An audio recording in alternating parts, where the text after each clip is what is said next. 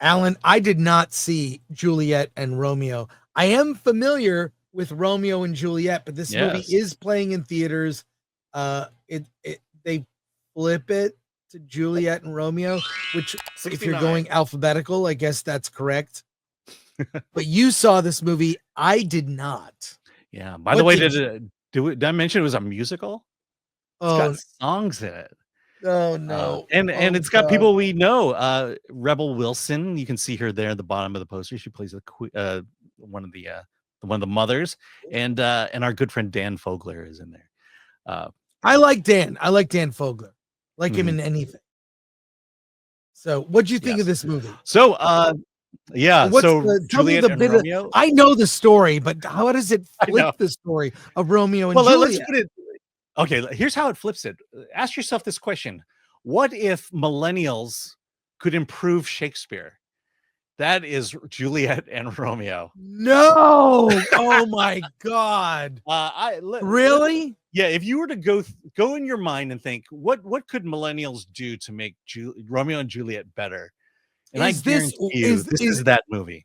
okay? Is this Wokio and Juliet?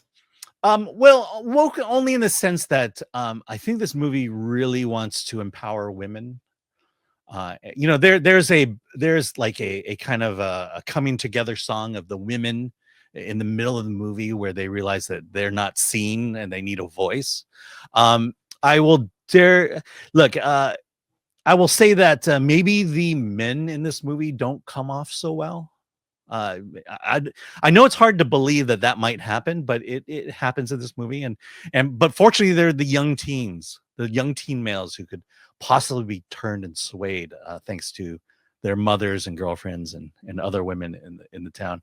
Um, look, and then I think the important thing is to ask because Romeo and Juliet is a tragedy, and you're probably thinking to yourself, how can millennials and Gen Zs handle or change or improve upon such a tragic ending? And by God, they do it. Are you They kidding? do it. Okay, wait. I'm not going to spoil it, but they Before you do it. spoil it, I want to know: does everyone here want us to spoil it? Because I want to hear what this is. What happens? Okay. Uh, What? So Y's in the chat. Yes to spoil.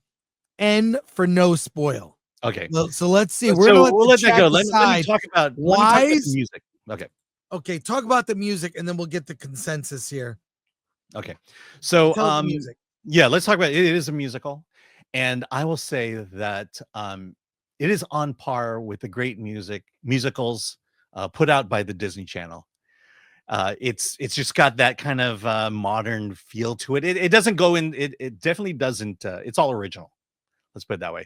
But it's basically people singing their feelings, which I guess that's the purpose of musicals. But to me, what makes a musical great is that by the end of the song, the character has changed or discovered something because they sang the song.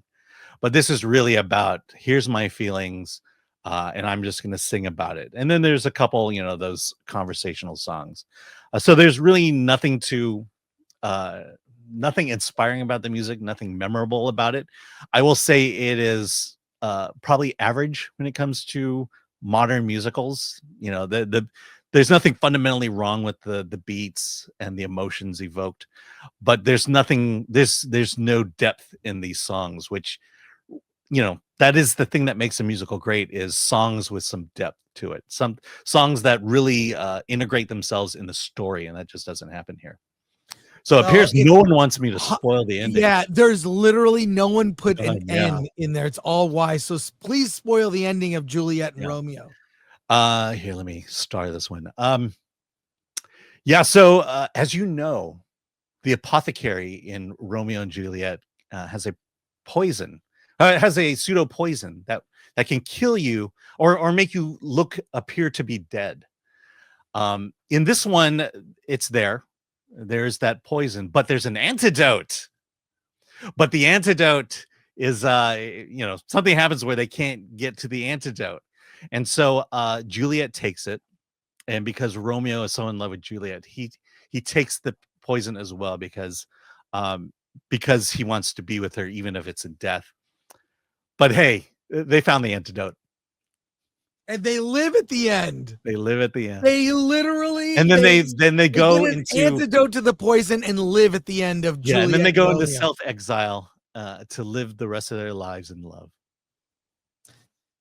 I am so glad I will never see this movie. So I'm going to say it's a non-recommend from you. Is that right? Yes. Yeah. It's just, oh, it's so pretentious. Yeah. And we are not the audience. We are, I think millennial and Gen Z girls will love this.